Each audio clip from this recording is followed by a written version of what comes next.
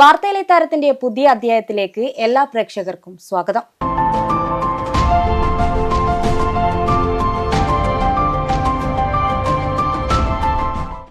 ഇന്ന് നമ്മുടെ അതിഥിയെക്കുറിച്ച് പറയുകയാണെങ്കിൽ പ്രത്യേക വർണ്ണനകളൊന്നും ആവശ്യമില്ല. എല്ലാവർക്കും സുപരിചിതമാണ് ഈ മുഖം. മൃദംഗ മത്സരത്തിൽ സംസ്ഥാന കലോത്സവത്തിൽ തുടർച്ചയായി 3-ാം തവണയും എ ഗ്രേഡ് കരസ്ഥമാക്കിയ ആയിത്തര സ്വദേശി സഞ്ജയ് സുരേഷാണ് നമ്മുടെ ഇന്നത്തെ അതിഥി. സഞ്ജയ് സുരേഷിന്റെ വിശേഷങ്ങൾ നമുക്കൊന്ന് കണ്ടുവരാം.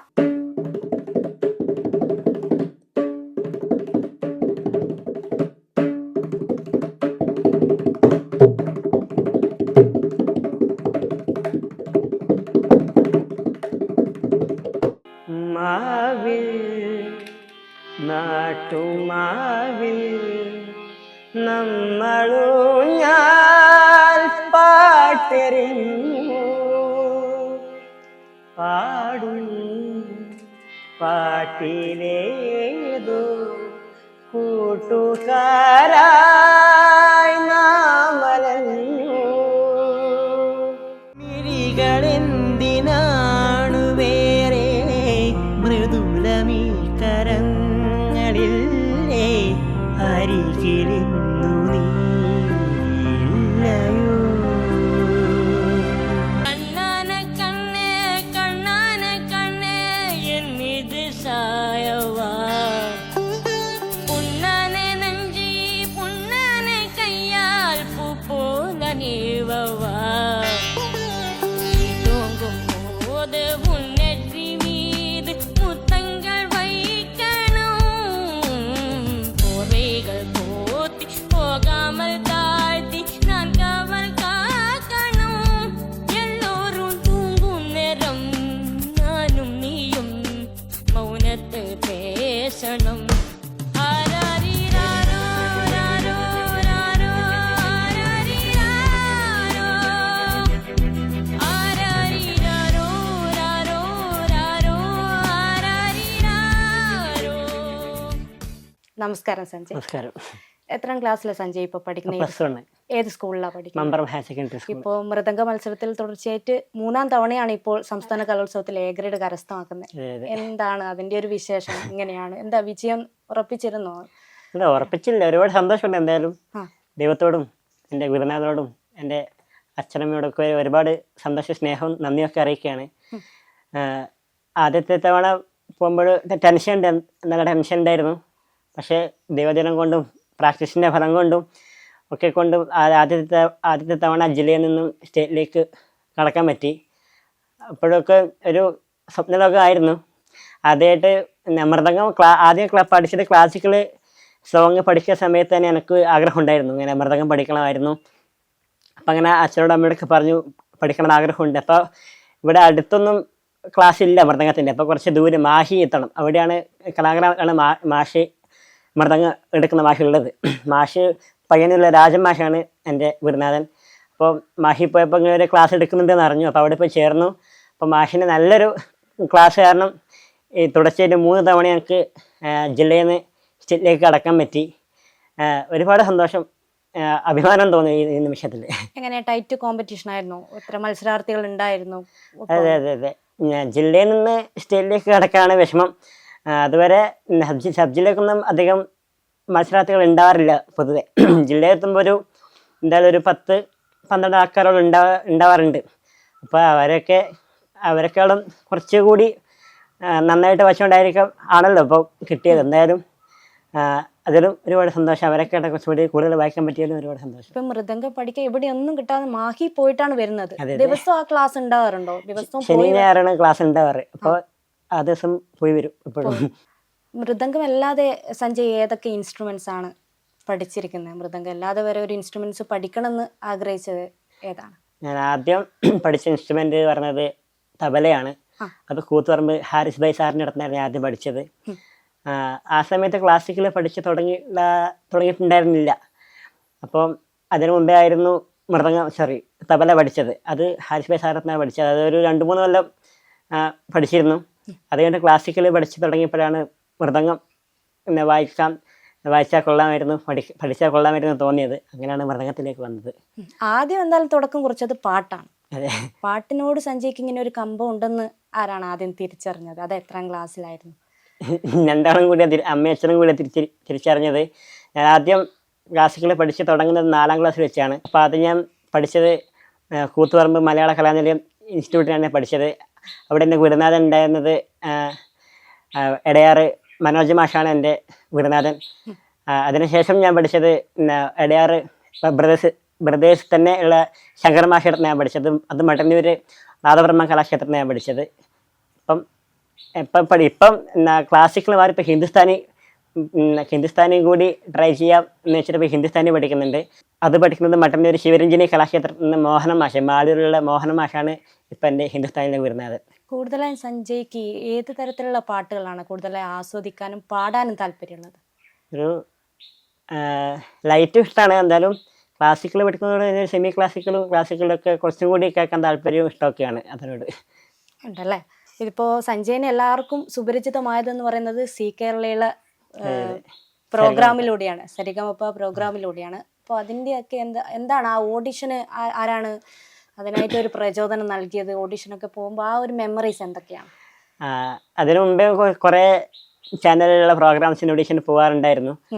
അന്നൊക്കെ കിട്ടാറില്ലായിരുന്നു. ആ സമയത്ത് ക്ലാസിക്കൽ പഠിക്കുന്നത് കൊണ്ട് തന്നെ സിനിമാ പാട്ടുകൾ പഠിക്കുന്നത് വളരെ കുറവാണ്. അതുകൊണ്ട് പെട്ടെന്ന് ഓഡിഷൻ അങ്ങനത്തെ എന്തെങ്കിലും കേൾക്കുമ്പോഴാണ് ഒരു സിനിമാ പാട്ട് പഠിക്കുന്നത്. അതിന് ആ സമയത്ത് അങ്ങനെയുള്ള കട്ടിപ്പാട്ടുകളൊന്നും പഠിക്കാറുമില്ല. അതായത് ലിറിക്സ് കൂടുതൽ ഉണ്ടാകുന്നത് അത് കാണാപ്പടം പഠിച്ച് കാര്യങ്ങൾ ആ ഒരു ബുദ്ധിമുട്ട് തന്നെയായിരുന്നു അല്ലേ? അതിനുശേഷം കുറച്ച് സിനിമാ പാട്ടുകൾ പഠിച്ചു തുടങ്ങി. അപ്പോഴാണ് ഞാൻ ആദ്യം ക്ലാസിക്കൽ പഠിച്ചു തുടങ്ങിയ മലയാള കലാനിലയത്തിൻ്റെ ബഹുമാനപ്പെട്ട മഹേന്ദ്ര മാഷ് ആണ് അച്ഛന് അതിൻ്റെ ലിങ്ക് അയച്ചു കൊടുത്തത്. സരിഗമപയുടെ ഇങ്ങനെ ഓഡിഷൻ നടക്കുന്നുണ്ട്, അതിൽ എന്നെ കൊണ്ടുപോയി നോക്കൂ, കിട്ടിയാൽ നല്ലതല്ലേ എന്ന് പറഞ്ഞിട്ട് ആദ്യം. എവിടെ വെച്ചായിരുന്നു ഓഡിഷൻ? ഓർമ്മയുണ്ടോ എവിടെ വെച്ചായിരുന്നു ഓഡിഷൻ? ആദ്യം ആ സമയത്ത് കൊറോണ ടൈം ആയതുകൊണ്ട് തന്നെ ആദ്യം ഓൺലൈൻ ആയിരുന്നു ഉണ്ടായത്. അതിനുശേഷം ആദ്യത്തെ ഓൺലൈൻ ഓഡിഷന് കൊടുത്തു. ക്ലാസിക്കൽ സോങ് കൊടുത്തിട്ടുണ്ടായിരുന്നു. അതുപോലെ തന്നെ 2-3 സിനിമാ പാട്ടുകളും പാടി അയച്ചിട്ടുണ്ടായിരുന്നു. കിട്ടുന്ന ഒരു പ്രതീക്ഷയില്ല. അങ്ങനെ ഇരിക്കുമ്പോൾ ഒരു ദിവസം പെട്ടെന്ന് കോൾ വന്നത് ഇങ്ങനെ സി കേരളം ചാനൽ നിന്നാണ്, സരിഗമപയുടെ ഫസ്റ്റ് ഓഡിഷനിലേക്ക് സെലക്ട് ആയിട്ടുണ്ട് എന്നൊക്കെ പറഞ്ഞിട്ട് വിളിച്ചത്. എപ്പോഴാണ് ഒരുപാട് സന്തോഷമുണ്ടായി. കാരണം ആദ്യമായിട്ടാണ് ഇങ്ങനെ ഒരു ഓഡിഷന് വിളിക്കുന്നതും സെലക്ട് ആകുന്നതും ഒക്കെ. അപ്പം എന്തായാലും അതിന് വേണ്ടിയിട്ട് കുറേ പരിശ്രമിച്ചു, ഒരുപാട് പാട്ടുകൾ പഠിച്ചു. അങ്ങനെ അവിടെ പോയി പാടി.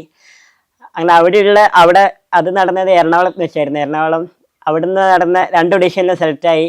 അങ്ങനെ സരിഗമപയുടെ മെഗാ ഓഡിഷൻ വരെ സെലക്റ്റായി. അങ്ങനെ അവിടുന്ന് പാടിയത് കണ്ണാനക്കണ്ണ എന്ന സോങ്ങാണ് ഞാൻ പാടിയത്. അത് പാടിയിട്ടാണ് ഞാൻ സരിഗമപയിലേക്ക് എൻ്റർ ആവുന്നതും.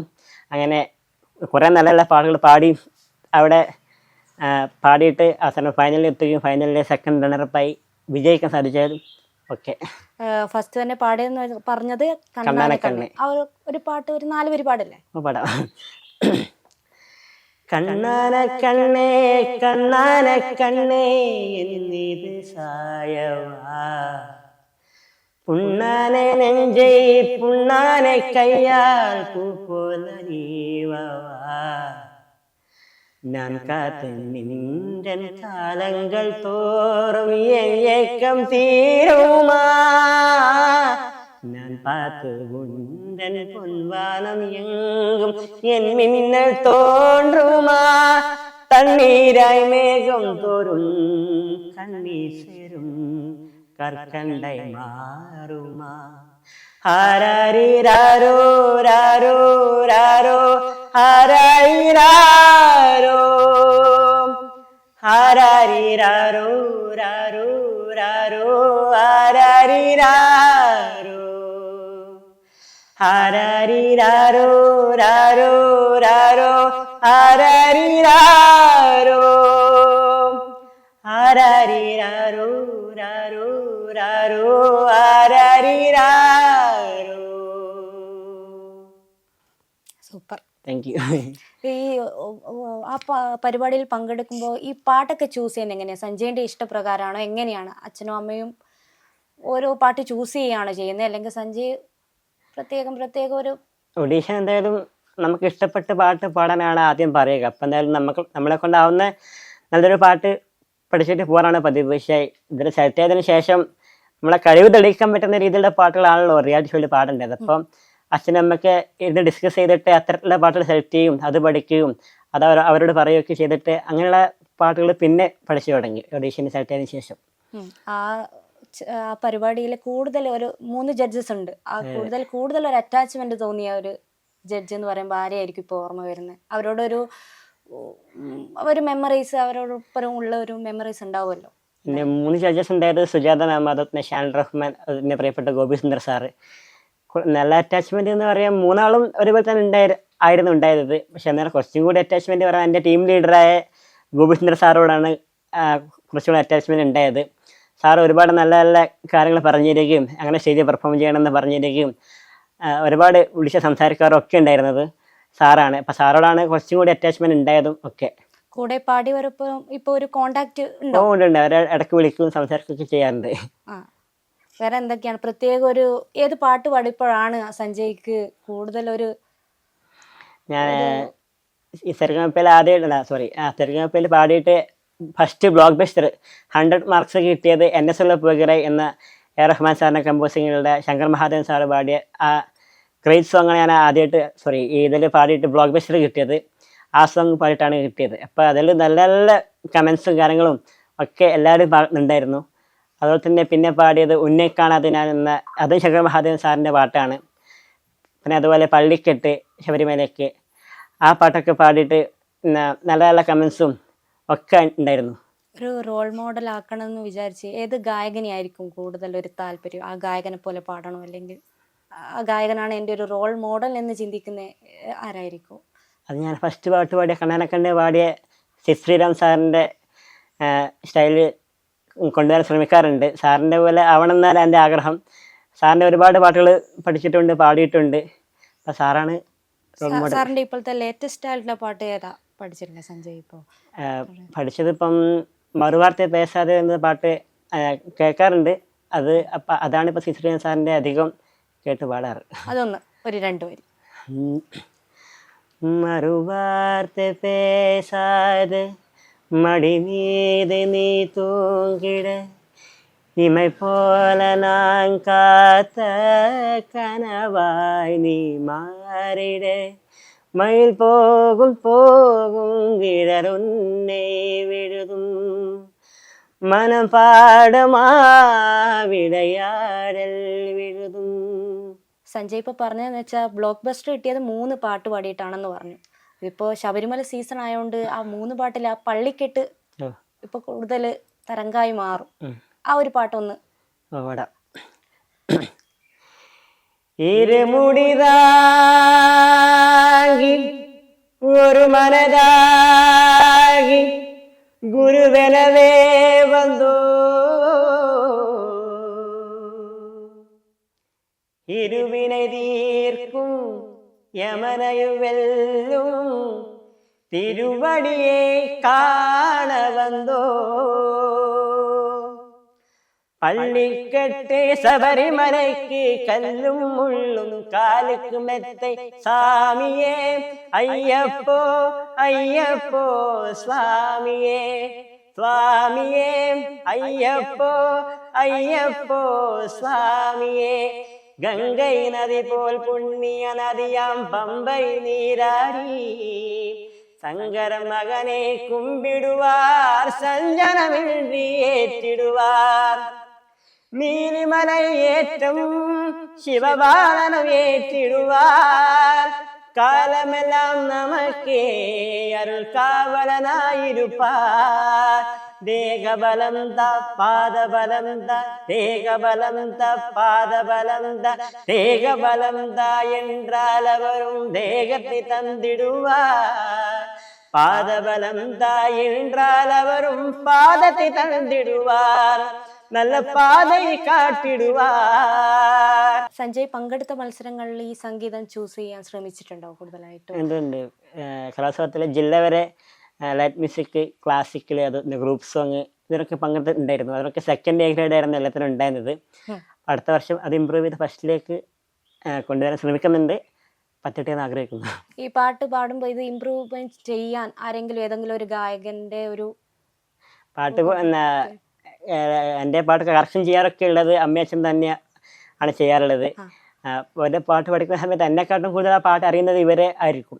അപ്പോൾ ഇവർ രണ്ടാളും തന്നെ എല്ലാ മിസ്റ്റേക്സും തിരുത്തി തരാറുണ്ട്. അപ്പോൾ ഇവരാണ് അധികവും എൻ്റെ പാട്ടുകൾ തിരുത്തി കറക്റ്റ് തരാറുള്ളത്. உன்னை காணாது நான் இன்று நான் இல்லையே விதை இல்லாமல் வேறில்லையே உன்னை காணாது நான் இன்று நான் இல்லையே விதை இல்லாமல் வேறில்லையே உன்னை காணாது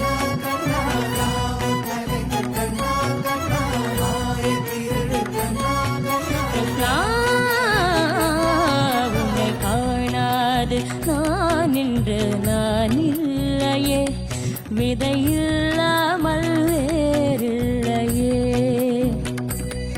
நிதம் காண்கின்றவன் கூட நிஜமல்ல இதம் சேர்க்கும் கனா கூட சுகமல்ல நீ இல்லாமல் நான் இல்லையே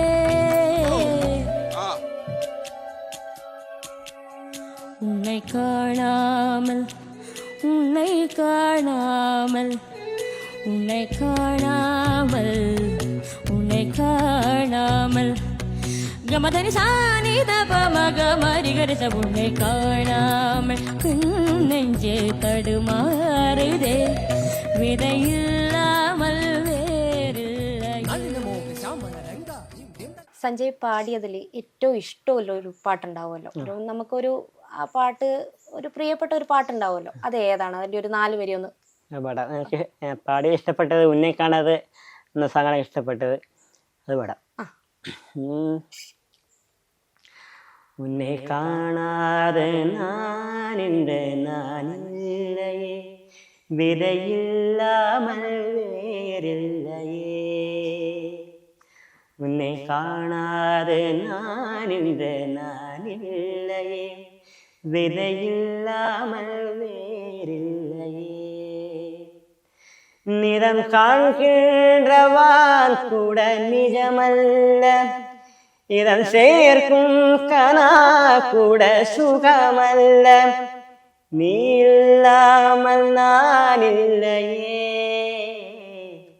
உன்னை காணாமல் உன்னை காணாமல் உன்னை காணாமல் உன்னை காணாமல் கமதரி சானித பமகமரிகிறது உன்னை காணாமல் பெண் நெஞ்சே தடுமாறுதே விதையில்லாமல் വേറില്ലയേ. റിയാലിറ്റി ഷോയിൽ ഇപ്പോൾ കഴിഞ്ഞപ്പോൾ ഈ റിയാലിറ്റി ഷോ കഴിഞ്ഞ് കൂടുതൽ സ്റ്റേജ് പെർഫോമൻസുകൾ സഞ്ജയ്ക്ക് വരാൻ തുടങ്ങിയിട്ട് ഏകദേശം എത്ര സ്റ്റേജ് പെർഫോമൻസ് ഇതിനോടകം സഞ്ജയ് ചെയ്തിട്ടുണ്ടാവും? എന്തായാലും ഒരു 10-40 സ്റ്റേജിൽ ഇപ്പം പാടി ഉണ്ടാവും. അതെല്ലാം ദൈവത്തോടും എല്ലാവരോടും നന്ദി പറയുകയാണ്, ഇത്രയും സ്റ്റേജിൽ പാടാൻ പറ്റിയതും. കുറേ സ്റ്റേജ് ഫിയർ പോയി കിട്ടി. ഇത് കാരണം ആദ്യമൊക്കെ പോകുന്ന സമയത്ത് അച്ഛൻ്റെ നാട്ടിലുണ്ടാവുന്ന അച്ഛൻ്റെ പ്രോഗ്രാംസിലാണ് ഞാൻ പോയി പാടാറുള്ളത്. അപ്പം അങ്ങനെ അവിടെ പാടുകൊണ്ടാവാം സരിഗമപ്പയിൽ പോയ സമയത്ത് അധികം പേടിയുണ്ടായിട്ടില്ല. പാട്ട് തെറ്റോ അതിൻ്റെ എന്തെങ്കിലും മിസ്റ്റേക്ക് വരുമെന്നുള്ള പേടി അല്ലാതെ സ്റ്റേജിൽ കയറുമ്പോഴുള്ള പേടി അങ്ങനെ ഉണ്ടായിട്ടില്ല സത്യം പറഞ്ഞാൽ. ആദ്യത്തെ അച്ഛൻ്റെ കൂടെയുള്ള ചെറുപ്പത്തിൽ പോയതുകൊണ്ട് തന്നെ സ്റ്റേജ് ഫിയർ കുറേയൊക്കെ പോയിട്ടുണ്ടായിരുന്നു. ഇപ്പോൾ പാട്ടിൽ മാത്രമല്ല പഠനത്തിലും സഞ്ജയ് കഴിവ് തെളിയിച്ചു എന്ന് പറഞ്ഞ പഠനത്തിൽ മികച്ച ഒരു കഴിവ് തന്നെ സഞ്ജയ് ചെയ്തിട്ടുണ്ട്. അപ്പോൾ ഈ പാട്ടിൻ്റെ ഇടയിൽ ഈ പഠനത്തിൽ എന്തെങ്കിലും ഒരു ഇപ്പോൾ സ്കൂളിൽ പോകാനൊക്കെ ചെറിയ ഇടവേള എടുക്കേണ്ട ഒരു അവസ്ഥയുണ്ടാവും. അപ്പോൾ എങ്ങനെയാണ് ആ പഠനത്തിലൊക്കെ അധ്യാപകരുടെയും വിദ്യാർത്ഥികളുടെയും ഒരു സപ്പോർട്ട് എങ്ങനെയാണ്? നല്ല സപ്പോർട്ടാണ് ടീച്ചർമാരും മാഷ്മാരൊക്കെ. കഴിഞ്ഞ ഞാൻ ഇപ്പം പഠിക്കുന്ന +1 ആണ്. ഇതിന് മുമ്പ് 10th ഫുൾ A+ ഉണ്ടായിരുന്നു. അതാണ് ഞാൻ പറഞ്ഞത്, പഠനത്തിലും മികവ് പുലർത്തിയിട്ടുണ്ടെന്ന്. അതിനും ടീച്ചർമാരുടെയും മാഷ്മാരുടെയും ഫ്രണ്ട്സിൻ്റെ ഒക്കെ സപ്പോർട്ട് ഉണ്ടായിരുന്നു. ഈ നോട്ട്സ് ഒക്കെ ചെയ്യുന്നതിൽ വിദ്യാർത്ഥികൾ എങ്ങനെയാണ്? പൂർണ്ണ സപ്പോർട്ടാണോ? ഓ അതെ അതെ അതെ. അവർ പ്രോഗ്രാംസിന് പോകുന്നത് കൊണ്ട് തന്നെ അധിക ദിവസം ഞാൻ ലീവായിരിക്കും. അപ്പം ആ സമയത്ത് നോട്ട്സ് ഒക്കെ ഫ്രണ്ട്സ് അയച്ചു തരും. എന്തെങ്കിലും ഡൗട്ട് ഒക്കെ ഉണ്ടെങ്കിൽ ടീച്ചർമാരെ കറക്ഷൻ ചെയ്ത് തരികയും ഒക്കെ ചെയ്തിട്ടുണ്ട്. അതുകൊണ്ട് തന്നെ ആയിരിക്കും ഫുൾ A+ കിട്ടിയത്. അതായത് ഓഫ്ലൈനായിട്ട് സഞ്ജയ്ക്ക് ഒരു ക്ലാസ് എല്ലാം നൽകാൻ അധ്യാപകരുടെ ഭാഗത്തുനിന്ന് ഒരു ഇതുണ്ടായിരുന്നു. ഉണ്ടാവാറുണ്ട്. ഫ്രീ ടൈമിലൊക്കെ പോയാൽ സാറ് എത്ര വേണമെങ്കിലും പറഞ്ഞു തരാനുണ്ട് എല്ലാവരും മാഷ്മാർ ടീച്ചർമാരും നല്ല സപ്പോർട്ടാണ് അവർ. ഇപ്പോഴും മെമ്പർ ഹയർ സെക്കൻഡറി സ്കൂൾ ടീച്ചർമാരാണെങ്കിൽ മാഷ്മാരാണെങ്കിൽ നല്ല സപ്പോർട്ടാണ്. ഈ സ്റ്റേറ്റിൽ പോകുമ്പോഴും ജില്ലയൊക്കെ പോകുമ്പോഴും കുറേ ലീവായിട്ടുണ്ടായിരുന്നു. അപ്പോൾ അതിലൊക്കെ സംശയിക്കുന്ന സമയത്ത് എത്ര തവണ വേണമെങ്കിലും എത്ര സമയം വേണമെങ്കിലും സ്പെൻഡ് ചെയ്തിട്ട് പറഞ്ഞുതരാൻ മാഷ്മാരും ടീച്ചർമാരും ഫ്രണ്ട്സും ഒക്കെ തയ്യാറാണ്. അപ്പോൾ അവരോടും നന്ദി പറയുകയാണ് ഈ സമയത്ത്.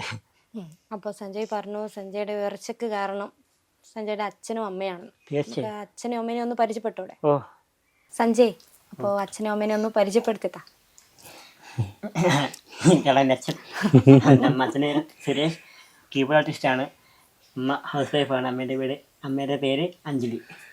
സുരേഷ് ഏട്ടാ, ഇപ്പോൾ സഞ്ജയ് പറഞ്ഞു അവന്റെ ഉയർച്ചക്കൊക്കെ കാരണം എൻ്റെ അച്ഛനും അമ്മയാണെന്ന്. എന്താണ് അവന്റെ ഒരു എല്ലാ ആഗ്രഹത്തിനും നിങ്ങൾ പൂർണ്ണ സപ്പോർട്ടോടെ, എന്തെങ്കിലും പരിമിതി ഉണ്ടെങ്കിലും അതൊക്കെ മറികടന്ന് നിങ്ങൾ പൂർണ്ണ സപ്പോർട്ടോടെയാണ് അവന് വേണ്ടി നിൽക്കുന്നത്? തീർച്ചയായിട്ടും. ഇപ്പോ പറയുകയാണെങ്കിൽ മ്യൂസിക് റിയാലിറ്റി ഷോ തന്നെ കൊണ്ടുവന്നതും നിങ്ങളുടെ ഒരു പിന്തുണ കൊണ്ടാണ്. അപ്പൊ ആ കാര്യം എന്തൊക്കെയാണ്? ചെറുപ്പത്തിൽ കുറച്ച് പ്രശ്നങ്ങളുണ്ടായിരുന്നാലും മ്യൂസിക്കിനോടാണ് കൂടുതൽ താല്പര്യം കാണിക്കുന്നത്. നേരെ ചെറുതാകുമ്പോൾ നമുക്ക് മനസ്സിലാകാറുണ്ട്. അപ്പോൾ അതുകൊണ്ട് തന്നെ മ്യൂസിക്കിന്റെ ആദ്യ കാര്യങ്ങളെല്ലാം ഇങ്ങനെ പറഞ്ഞു കൊടുക്കും ചെറുതാകുമ്പോൾ തന്നെ. അപ്പോൾ അതെല്ലാം പെട്ടെന്ന് ഗ്രാസ്പ് ചെയ്യാറുണ്ട്. പിന്നെ അങ്ങനെ ചെറുതാകുമ്പോൾ മറ്റു വീട്ടിലൊക്കെ ഇല്ലാത്തൊരു കാര്യം കിട്ടിയതെന്ന് വെച്ചാൽ ഞാൻ മ്യൂസിക് ഫീൽഡ് ആയതുകൊണ്ട് തന്നെ കുറേ പാട്ടുകളായിട്ടും മ്യൂസിക് ഇൻസ്ട്രുമെന്റ്സ് ആയിട്ടും ഒക്കെ അവന് ഇടപഴകാനുള്ള സാഹചര്യം ഉണ്ടായിരുന്നു. അപ്പോൾ ചെറുപ്പത്തിൽ സംസാരിക്കുന്ന ചെറിയ പ്രശ്നമുണ്ടായിരുന്നു, എല്ലാവർക്കും അറിയാതെ. അപ്പോൾ ആ സമയത്ത് സർജറിയെല്ലാം വേണ്ടി വന്ന സമയത്ത് അപ്പോൾ സ്പീച്ച് തെറാപ്പിക്കൊക്കെ പോയിരുന്നു. അപ്പോൾ ആ സമയത്ത് ഇവന് പാട്ടും താല്പര്യമുണ്ട്. അപ്പോൾ പാട്ട് പഠിക്കുന്നതിലൂടെ ഇവൻ്റെ ഈ പ്രൊണൗൺസിയേഷനും കാര്യങ്ങളും ഒക്കെ ശരിയായിട്ട് വരുമല്ലോ, താല്പര്യമുള്ളൊരു കേസുമാണ്. അങ്ങനെ ചെറുപ്പത്തിലേ പാട്ട് പഠിക്കാൻ ചേർത്തത്. അപ്പോൾ അതൊരു നല്ലൊരു കാര്യമായി. അതുകൊണ്ട് പല ഈ കർണാട്ടിക് ക്ലാസിക്കൽ പഠിക്കുമ്പോഴത്തെ കുറേ വേർഡ്സും കാര്യങ്ങളും ശരിക്കും അതൊരു എക്സസൈസ് തന്നെയാണത് നമ്മളെ. അപ്പോൾ അതുകൊണ്ട് തന്നെ ഇവന് ആദ്യം സംസാരിക്കാനുള്ള ഒരു പ്രശ്നം ഉണ്ടാവുന്നുള്ളൊരു ഭയം ഉണ്ടായിരുന്നു നമുക്ക് രണ്ടാക്കും. പക്ഷേങ്കിൽ അത് മാറിക്കഴിഞ്ഞ ശേഷം ഇത് ക്ലിയർ ആവാൻ വേണ്ടി ഇങ്ങനത്തെ മ്യൂസിക് വളരെയധികം സഹായിച്ചിട്ടുണ്ട് ഇവനെ. അപ്പോൾ അപ്പോൾ അത് ഇങ്ങനെ കഴിയുന്നതായിരുന്ന ഇവൻ പാട്ട് പഠിക്കാനും തുടങ്ങി. പിന്നെ ഉപകരണം എൻ്റെ കയ്യിലുള്ള കീബോർഡായാലും എല്ലാം ഇങ്ങനെ അന്നേരം ആധികാരികമായിട്ട് പഠിക്കില്ലെങ്കിലും ഇവനെല്ലാം ഇങ്ങനെ കൈകാര്യം ചെയ്യും. ഇപ്പോഴും ഇങ്ങനെ വായിക്കും. മൃദംഗം ആധികാരികമായിട്ട് പഠിച്ചു പിന്നീട്. ആദ്യം ഇവനെല്ലാം ഈ മ്യൂസിക്കാണ് ശരിക്കും പറഞ്ഞാൽ ഇവൻ്റെ ഒരു ചങ്ങാതിയായിരുന്നു. അപ്പോൾ അതിനൊന്നിച്ച് ഞങ്ങളും സപ്പോർട്ട് ചെയ്ത് പാട്ട് പാടുമ്പോൾ തന്നെ ഇവന്റെ എല്ലാം ഒരു ക്ലിയർ ആയി വരുന്നുണ്ട്. അതെ. അപ്പോൾ അതിനൊന്നിച്ച് നമ്മളും വേണ്ടതെല്ലാം ചെയ്തു കൊടുത്തു. അതിനൊന്നിച്ച് തന്നെ സ്പീച്ച് തെറാപ്പി അതെല്ലാം നടക്കുന്നുണ്ടായിരുന്നു. അതെല്ലാം വൈഫിനെ കൊണ്ടുപോയി അങ്ങനത്തെ സപ്പോർട്ടുകൾ നമ്മൾ ചെയ്യേണ്ട കടമ തന്നെയാണ്. എന്നാലും നമുക്ക് അങ്ങനെ ചെയ്യാൻ പറ്റി. ഇങ്ങനെ ഇപ്പോൾ പാടുന്നവർക്ക് കേൾക്കുമ്പോൾ ഭയങ്കര സന്തോഷമുണ്ട്. അതായത് ഇങ്ങനെ റെഡിയാക്കാൻ പറ്റുന്ന ഡോക്ടർമാരാണോ പൂർണ്ണ സപ്പോർട്ട് തന്നത്? ഇങ്ങനെ ഒരു എവിടെയാണ് കാണിച്ചതും കാര്യങ്ങളും ഒക്കെ ഇതിന്റെ തെറാപ്പി കാര്യങ്ങൾ? തെറാപ്പി ചെയ്തത് കണ്ണൂർ വെച്ചായിരുന്നു. ഓപ്പറേഷൻ ചെയ്തത് കോഴിക്കോട് മെഡിക്കൽ കോളേജ് വെച്ചായിരുന്നു. ആ ഡോക്ടറാണ് ഞങ്ങൾ സത്യം പറഞ്ഞ മുന്നിൽ കണ്ട ദൈവം എന്നൊക്കെ പറയുന്ന പോലെ. അത് ആദ്യം മോനെ ഡെലിവറി ആയ സമയത്ത് ഒരു 1-2 ആഴ്ച നല്ല വിഷമം ഉണ്ടായിരുന്നു. അത് എന്ത് ഇവന് ചെയ്യണം എന്നുള്ള ഒരു നമുക്കൊരു ജീവിതത്തിൽ ആദ്യമായിട്ട് കാണുന്നൊരു പ്രശ്നമാണല്ലോ. അപ്പോൾ അതിനെ എങ്ങനെ ഓവർകം ചെയ്യാം എന്നുള്ളൊരു പ്രശ്നമായിരുന്നു 1-2 ആഴ്ച. പക്ഷേ പിന്നെ ഞാനത് ആക്സെപ്റ്റ് ചെയ്തു. ഇങ്ങനെ ഒരു പ്രശ്നമുണ്ട്. അപ്പോൾ പിന്നെ ഞാനും സുരക്ഷയുടെ കൂടെ തീരുമാനിച്ചു എന്തൊക്കെ പിന്നെ ഈ പ്രശ്നങ്ങൾ ഓവർകം ചെയ്യാൻ വേണ്ടിയിട്ട് എന്തൊക്കെ കാര്യങ്ങൾ ചെയ്യാം, അത് ഏതൊക്കെ ഡോക്ടേഴ്സിനെ കാണിക്കാം. അങ്ങനെ ഒരുപാട് ഡോക്ടേഴ്സിനെ കാണിച്ചിട്ടുണ്ടായിരുന്നു. പിന്നെ ഒരേ ഒരു ഡോക്ടറെ കാണിച്ച് ഞങ്ങൾ ഡിസിഷൻ എടുത്തില്ല. അങ്ങനെ 2-3 ഡോക്ടർക്ക് കാണിച്ച് അവരൊക്കെ നിർദ്ദേശപ്രകാരം അവർ പറഞ്ഞു തന്ന കാര്യങ്ങളൊക്കെ ഇന്ന പോലെ ചെയ്ത് കഴിഞ്ഞാൽ ഇന്ന പോലെയൊക്കെ ആവും എന്നുള്ള ഒരു പ്രതീക്ഷ അവർ തന്നു. ആദ്യം ഞങ്ങൾക്ക് പേടി ഉണ്ടായിരുന്നു, സംസാരിക്കൂലേ എന്നുള്ളൊരു പേടി നന്നായിട്ടുണ്ടായിരുന്നു. പക്ഷേ ഡോക്ടേഴ്സൊക്കെ പറഞ്ഞു ഒന്നും പേടിക്കേണ്ട, ഒക്കെ ശരിയാവും, എല്ലാ കുട്ടികളെ പോലെ ആവില്ല, എന്നാലും ആവുന്ന പോലെ ഞങ്ങൾ ചെയ്തു തരാം എന്നുള്ള രീതിയിൽ അങ്ങനെ എടുത്ത് ഞങ്ങൾ കോഴിക്കോട് മെഡിക്കൽ കോളേജിൽ കാണിച്ചു.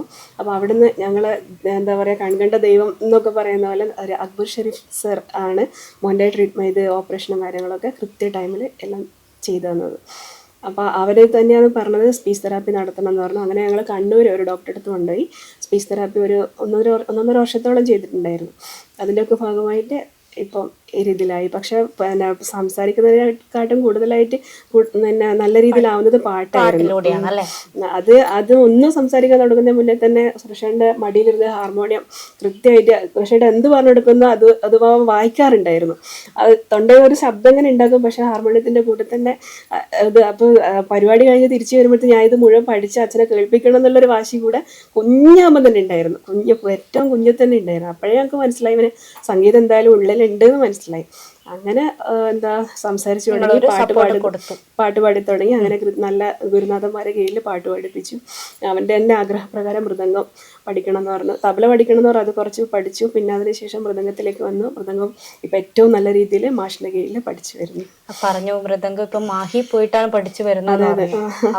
അപ്പോഴും നിങ്ങൾ കൂടെ പോകും? ഉണ്ട്, ഞാനും മോനും. സുരേഷേട്ടൻ ഉണ്ടെങ്കിൽ പരിപാടി ഇല്ലെങ്കിൽ ഒഴിവാണെങ്കിൽ സുരേഷേട്ടൻ പോയില്ലെങ്കിൽ ഞങ്ങൾ രണ്ടുപേരും തന്നെ മൃദംഗം എടുത്തിട്ട് വേണം അങ്ങോട്ടേക്ക് പോകാൻ വേണ്ടിയിട്ട്. ഇപ്പോൾ തുടർച്ചയായി ഇപ്പം 3ാം തവണയാണ് സംസ്ഥാന കലോത്സവത്തിൽ എ ഗ്രേഡ് വരുന്നത്. എന്താണ് അതിനെ കുറിച്ച് പറയാനുള്ളത്? അത് അവന്റെ എഫേർട്ട് തന്നെ, അവൻ്റെതും മാഷിൻ്റെതും. പിന്നെ ഞങ്ങളെ കൊണ്ടാവുന്നത് ഞങ്ങൾ ചെയ്തു കൊടുക്കും. എന്നാലും അവനും മാഷും തമ്മിൽ തന്നെ ഇരുന്ന് ഏറ്റവും എന്താ പറയുക കൃത്യമായിട്ട് ഏറ്റവും നല്ല രീതിയിൽ പ്രാക്ടീസ് ചെയ്തതിൻ്റെ ഭാഗമായിട്ടാണ് മോനിത് 2 വർഷം കൊണ്ട് അവൻ ആദ്യത്തെ വർഷം 2 വർഷം കൊണ്ട് അവൻ സംസ്ഥാനത്തേക്ക് മത്സരിക്കാൻ യോഗ്യത നേടിയിട്ടുണ്ടായിരുന്നു.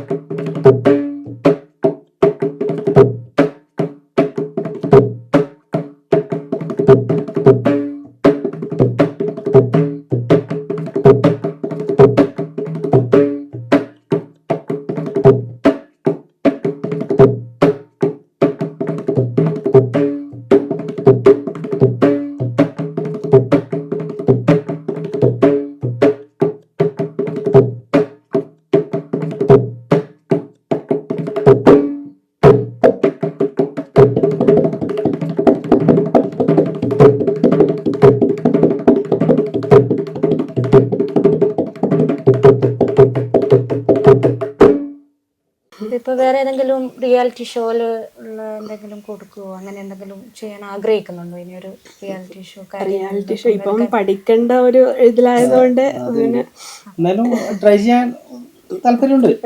എന്നാലും അത് കഴിഞ്ഞൊരു ഗ്യാപ്പിൽ ഇവന് പഠനം വേണമല്ലോ ഒന്ന് ചെയ്യാം. അതുകൊണ്ട് ഈ സമയത്ത് കുട്ടിയുടെ ശബ്ദം അല്ലെങ്കിൽ മാറി വരുന്ന സമയമാണ് ഇപ്പം. അപ്പൊ ആ സമയത്ത് കുറച്ച് പ്രശ്നങ്ങളുണ്ടാവും. ഇവരെ സിംഗിങ്ങിനെ സംബന്ധിച്ച് കുറച്ച് പ്രശ്നങ്ങളുണ്ടാവും. അപ്പോൾ ഈ ഒരു സമയം അത്ര നല്ലതല്ല സത്യം പറഞ്ഞാല്. അപ്പൊ പിന്നെ കുറച്ച് മാറി വന്നു, ശബ്ദം ഈ മാറുന്ന സമയമുണ്ടല്ലോ, മാറി വന്നു.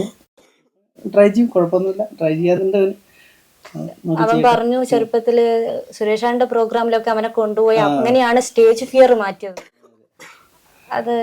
അത് ഞാൻ ചെറുതാകുമ്പോ തന്നെ ഇവൻ ഈ സത്യം പറഞ്ഞാൽ ഇവൻ LKG പോകുന്ന സമയത്ത് തന്നെ അത്യാവശ്യം അന്നേരം ഈ ക്ലിയർ ആയിട്ട് പാടാൻ പറ്റുന്നില്ലെങ്കിൽ തന്നെ അവൻ പാടുമായിരുന്നു. അന്നേരം ഞാൻ പാടിക്കാറുണ്ട് ഇങ്ങനെ. അത് എൻ്റെ കൂടെ വരും. പക്ഷെ ഞാൻ തന്നെ ഒന്നിച്ചുള്ളത് കൊണ്ട് തന്നെ സ്റ്റേജിൽ അങ്ങനെ ഇപ്പൊ ഇവിടുന്ന് പാടുന്നവരെ മൈൻഡ് ആയിരിക്കും അവൻ്റെത്. അങ്ങനെ പേടി ഞാൻ കണ്ടില്ല, ഇതൊരു സ്റ്റേജിലുള്ള ഒരു ഭയമൊന്നും ഞാൻ ഇതുവരെ കണ്ടില്ല. അപ്പൊ ചെറുപ്പത്തിൽ തന്നെ നമ്മൾ കൂടെ തന്നെ ഉള്ളതുകൊണ്ടായിരിക്കും അങ്ങനെയൊന്നും ഇല്ലാണ്ടിരുന്നത്. അതാണ് അവൻ പറഞ്ഞത്, സി കേരളയിലെ പ്രോഗ്രാമിൽ എനിക്കൊരു ഫിയർ അനുഭവപ്പെട്ടില്ല അച്ഛന്റെ കൂടെ പോയതുകൊണ്ട്.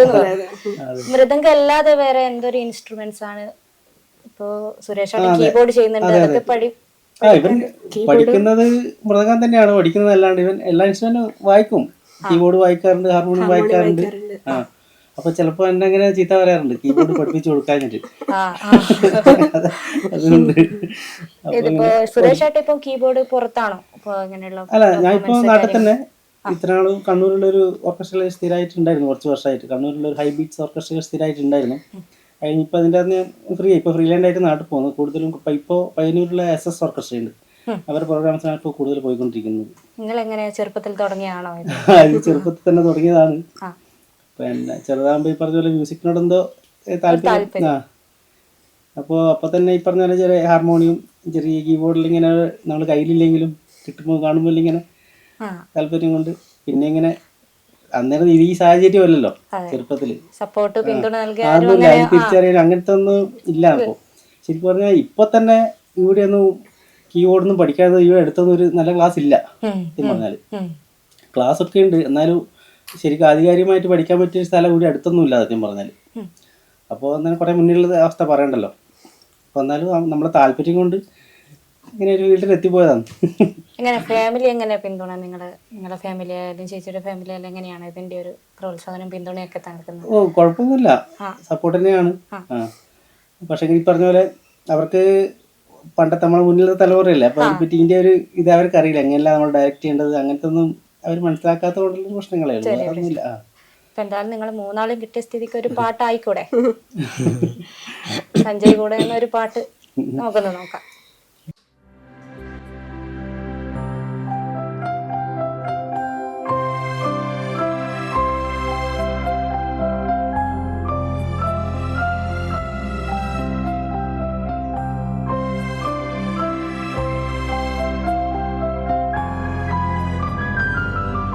മിഴികളെന്തിനാണു വേറെ മൃദുലമീ കരങ്ങളില്ലേ, അരികിലിന്നു നീല്ലയോ.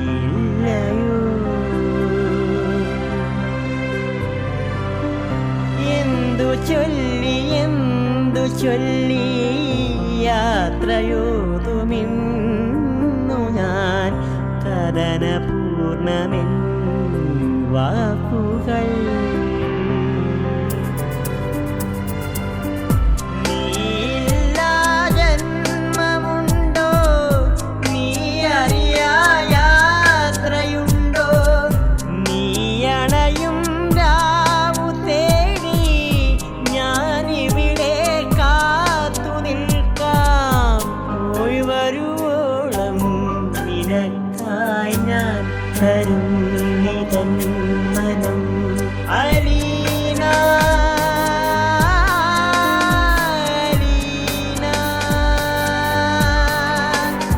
അലീന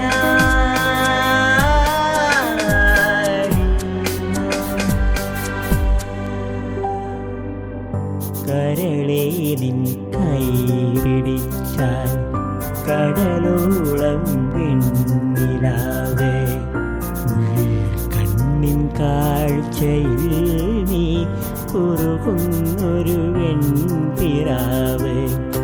എന്നു വരും നീ തിരികെ, എന്നു വരും നീ, എന്നു വരും നീ തിരികെ, എന്നു വരും നീ.